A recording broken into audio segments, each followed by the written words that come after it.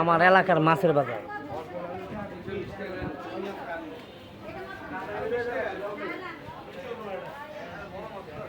একদম কম দাম, দাম বেশি না। হ্যাঁ, বাজারে অন্য অন্য জায়গায় যদি ধরেন যে রুই মাছের কেজি হয় 400, 300, 350 টাকা, এ হলো 400 টাকা, একদম কম দাম। আবার আসে, দেখছেন আসে কারে দেখায়। আর এই যে লম্বু আছে না, এ গিরিঙ্গি পাচ্ছে লম্বু, বুঝছেন, তুই শেষ। মনে করেন যে ভাই ভালো আছেন? আছি ভাই, আল্লাহ আছে ভাই। দেন,